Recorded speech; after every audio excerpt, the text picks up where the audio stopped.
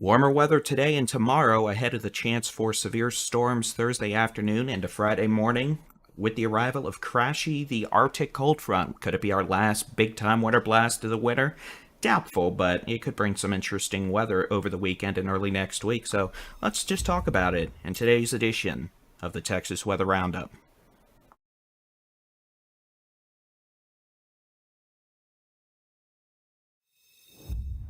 And good morning, I am Texas Storm Chasers Boldy-in-Chief David Reimer coming at you on the 15th of March, 2023, the Hump Day edition of the Texas Weather Roundup. Hopefully we have a little better luck with the YouTube version than yesterday, and I'm going to do my best to keep this under 20 minutes. Unlike yesterday's video, I do understand most of you have better things to do than watch me blab on for 20 minutes about the weather. So with that being said, let's just get on into it. Today's going to be warm and increasing winds, but tomorrow's when we have to start dealing with the chance for some rowdier weather. Let's just take a look at the latest severe weather outlooks from the Storm Prediction Center. That is not the severe weather outlook. You know, it's not good when we're doing it this way, but apparently we're going to be doing it this way again.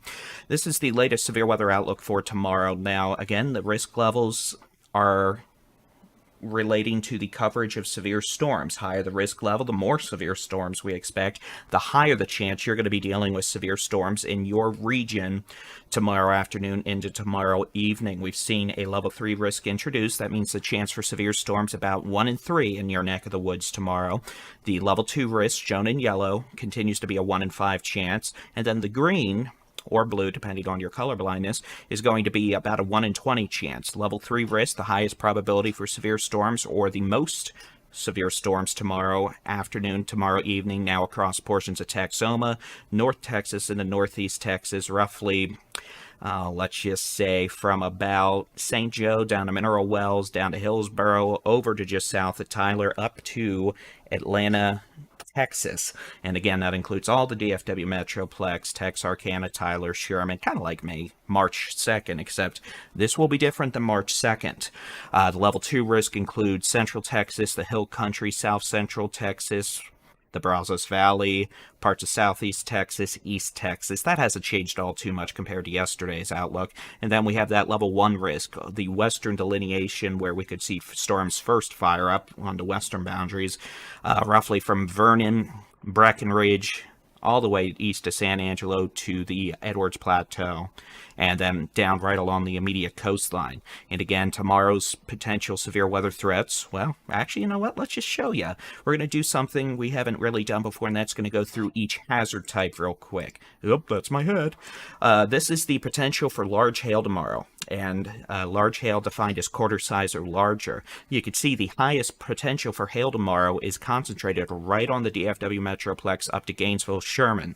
That's where we could see a few rather unhappy supercells fire up during the mid to late afternoon hours tomorrow. That's Thursday, and those storms will have a pretty significant risk of producing not only severe hail, quarter-size hail, but some hailstones could be up to the size of tennis balls. If we see rather unhappy supercells, the threat for, you know, the classic spring big-time hail, the kind that can mess up your roof, break car windows, etc. Yeah, we're talking about that tomorrow, especially where we have that highest potential for large hail right around the DFW Metroplex. But we're also going to be dealing with the potential for some scattered large hail all the way down I-35, San Antonio, east of the Brazos Valley, East Texas, Northeast Texas. And again, any storm tomorrow that's a supercell out by itself or intense enough could produce quarter to tennis ball size hail, with the highest number of reports, the highest likelihood that we could see more hail in that orange shaded region. Now, let's do the same for damaging wind gusts. And you can see that's a little bit different. The highest potential for numerous damaging straight line wind gusts over 58 miles an hour from about Sherman to Dallas to Maypearl, all the way east to Tyler, Texarkana, right along the Red River along 82 from Sherman, Paris, Bonham, New Boston to Texarkana. That's where we could have the highest concentration of damaging straight line winds tomorrow, but we could still have severe winds all the way down right along I-35 down to San Antonio, into Southeast Texas, the Brazos Valley, East Texas, with a lower potential further west and south. And again, these lines are going to change somewhat with each subsequent outlook. Going back to the main outlook real quick, if you're in any risk zone, 1, 2, 3, you're in a risk for severe storms tomorrow. That means you should be paying attention. And as we take a look at the potential for tornadoes tomorrow, we have a low threat for a few tornadoes concentrated across North Texas, Texoma, the northern Brazos Valley, northeast Texas, and east Texas, with the potential for a brief tornado all the way down, again, I-35 through the hill country, parts of south central Texas, east along Interstate 10, Houston, southeast Texas, the Golden Triangle. And again, if we have one tornado tomorrow, we have 5 tornadoes tomorrow. If we have one tornado tomorrow and it comes down your street, it's going to be a big deal, and you're not going to give a hoopla about what these graphics say. So again, any risk zone means you should be paying attention tomorrow. All right, now let's take a quick look at forecast rain totals, the potential for some flooding, and then we'll do timing. Here's the latest forecast rain totals for pretty much today, tomorrow, Friday, into Saturday morning. Heaviest rain potential now, 1.5 to 3 inches of rain across the piney woods of East Texas, Northeast Texas, Southeast Texas, the Golden Triangle, with amounts generally around 1/2 inch to 2 inches along and east of I-35, Sherman, Dallas, all the way down to San Antonio, and then rainfall amounts fall off drastically farther west, and then also farther to the south. Now, in terms of the potential for some flooding, we do note a risk for scattered flash flooding tomorrow night into Friday morning. Northeast Texas, East Texas, the piney woods of East Texas, eastern half of the Brazos Valley, into parts of Southeast Texas and the Golden Triangle. So again, as we deal with storms tomorrow night, producing not only the threat for some severe weather, but heavy rainfall, we could be dealing with a few flash flood warnings as well. We don't want to forget that hazard, hydrometeorology versus convective meteorology. All right, let's get to the high-res rapid refresh model. This is going to be timing for tomorrow. And again, just like yesterday, we're going to have surface temperatures as the background here. The reds, that's essentially warm air mass, and then you're going to see the cold front as we get through Thursday starting to push south, and that will be for one focus point for storm development tomorrow, but also showing the cooler air coming on in. So again, this is about, actually, here's what we're going to do, 9 a.m. Scattered showers, maybe a few storms underway across the eastern half of Texas. Not expected to be severe. Some may have some small hail. Let's fast forward to noon. Now, yesterday we were concerned we could have some storms firing up as early as noon that could be severe. That threat seems to have diminished somewhat. Notice this model has scattered showers and storms across Texoma, North Texas, the Brazos Valley, the coastal plains, East Texas, Northeast Texas. Some of these could have some small hail with them, pea, dime, nickel size hail. We're going to fast forward again. Here's 1 o'clock, 2 o'clock. You can see we're starting to see some increase in thunderstorm intensity across East Texas. Starting to see our initial thunderstorm development along the dry line back up into southern Oklahoma. That'll expand south into North Texas. Something we weren't talking about yesterday, but now we're going to have to talk about, is it looks like the dry line's also going to become a player tomorrow in the severe thunderstorm department, and that does increase the threat for large hail. You can also see crashy the cold fronts pushing south in the panhandle with some light rain, maybe a bit of snow there. Now, here's what we're looking at for tomorrow afternoon. That's changed for East Texas. Much like March 2nd, we were worried about storms way out ahead of the dry line, firing up by themselves and being tornadic. Tomorrow, kind of like March 2nd in that regard, except we're seeing indications and model data again. We're going to have a bit of a temperature inversion around 10,000 feet above the ground. And what that's going to do, probably, is cause thunderstorms to be somewhat elevated and struggle. Now, by elevated, I want to be clear. That means the base of the thunderstorm about 10,000 feet above the ground, which would drastically reduce the potential for damaging winds and tornadoes, but keep the threat for hail with this activity in East Texas early tomorrow afternoon. We're going to be walking a fine line between that scenario, the one that played out for most of March 2nd up until about an hour before sunset, and the potential for some of those to become what we call surface-based and have an increased potential to produce a few tornadoes and damaging wind gusts, and, in addition to large hail. All that activity is going to be moving northeast 35, 45 miles an hour. So that's something we're going to be watching for tomorrow. for sure. All right, here's 5 o'clock, 3, 4, 5 o'clock. You can see some of these storms in East Texas may be starting to get a little more organized, and if they are, they'll be in an environment, the potential for large hail, damaging wind gusts, maybe a few tornadoes. Remember back on March 2nd, storms out in East Texas, all out by themselves, struggled most of the day. They weren't producing tornadoes, even though we were concerned about that. But then about an hour or two before sunset, right about the same time we had a bow echo moving into DFW Metroplex down to Brownwood, the storms out by themselves in East Texas started to become tornadic and produce tornadoes. We're going to need to watch for the same thing tomorrow, just in case it happens. But if we can get lucky here, we hopefully will just be dealing with some hail out of this activity around Nacogdoches up to Shreveport. But we're going to be watching it carefully. There's going to be some enhanced low-level wind shear in East Texas that would allow for the potential for a few tornadoes. Now, back farther west along the dry line, you can see on this data the cold front is around Lubbock up to, what is that, Quanah to Oklahoma City at about 5 o'clock tomorrow. The cold front could easily be moving faster than that, and if so, it's going to be farther southeast, which would not be a surprise. But you can see here model data starting to fire up some storms along the dry line and the cold front in North Texas. These storms out by themselves, once they get going, they could become supercells pretty quickly, meaning an increased threat for severe weather. Large to damaging hail is the main concern here, but localized damaging wind gusts and maybe a tornado or two, but the hail would be the biggest problem. Unlike March 2nd, where we were concerned about the damaging straight line winds and the threat for tornadoes and some pocket change size hail. Tomorrow's more spring-like in terms of the hail being the big issue with this initial activity.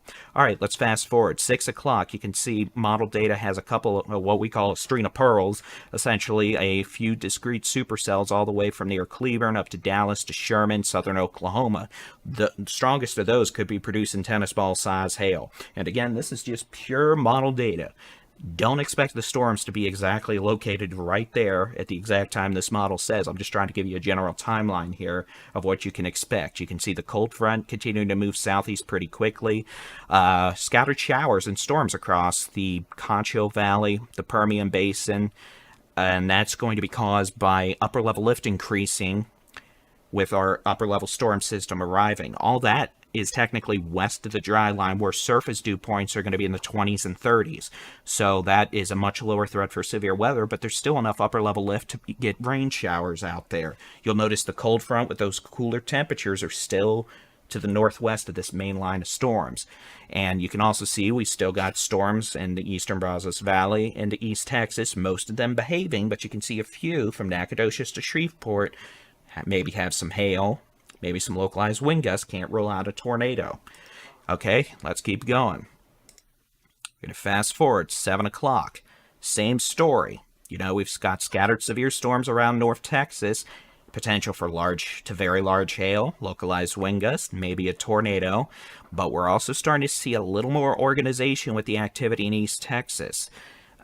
Kind of like March 2nd, we may see some organization increase with those storms as the upper level lift from the west arrives and essentially kickstarts these things. So we're going to need to watch this activity in East Texas that may behave most of the day tomorrow, but may try to get a little more rowdy as we get closer to sunset. Again, that's just something we're going to have to watch for. I'm doing a horrible time at actually keeping these things from not being 20 minutes long. I'm sorry.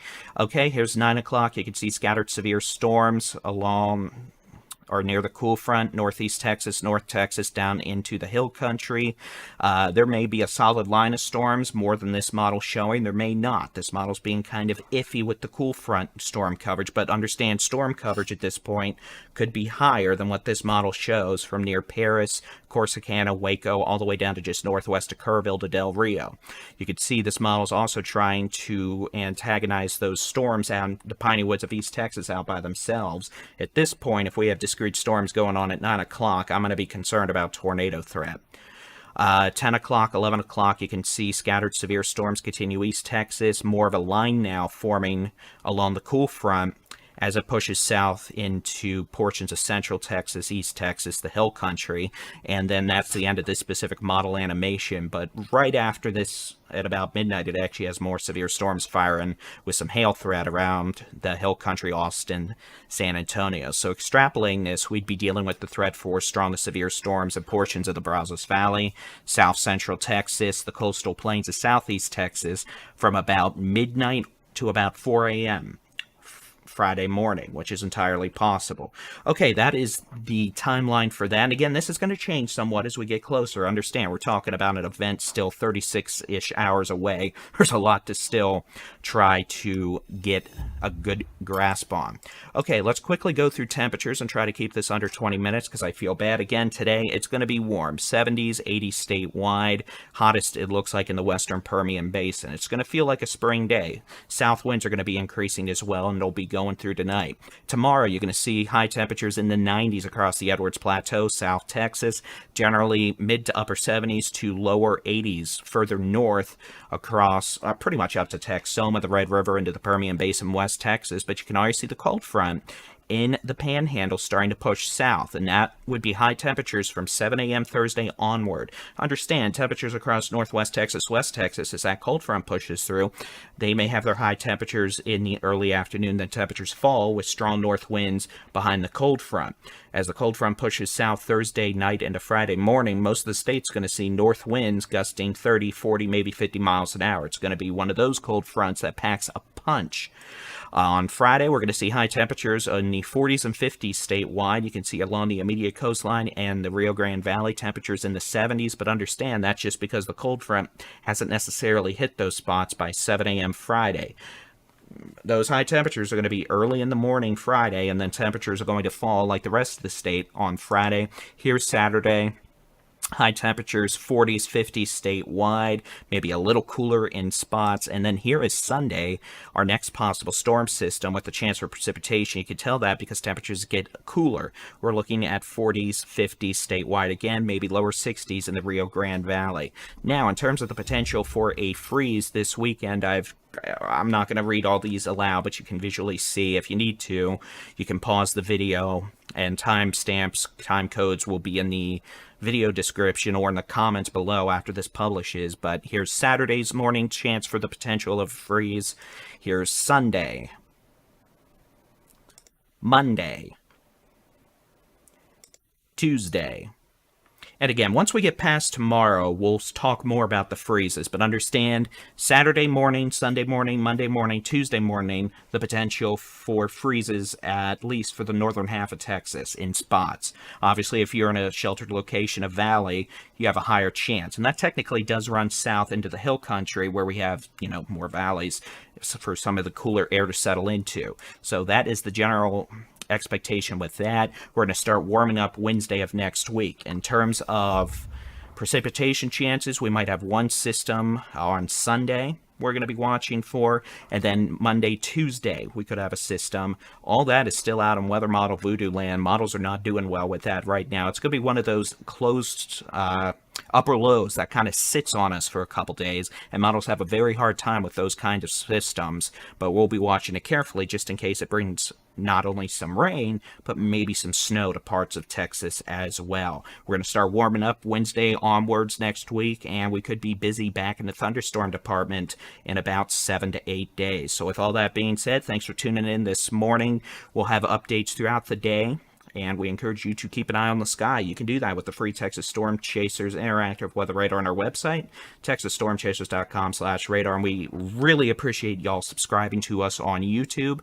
Texas Weather Center is our main weather YouTube channel these days, but of course we're on Texas Storm Chasers YouTube as well. And that's where we're going to be. Tomorrow, we're going to have multiple chasers out. We'll be doing live severe weather coverage on the Texas Storm Chasers and Texas Weather Center YouTube channels. Y'all have a great Wednesday. God bless. Probably another video this evening. And then, of course, we'll have the next regular Texas Weather Roundup out by about 7 to 8 a.m. on Thursday. Y'all have a great Wednesday, and God bless.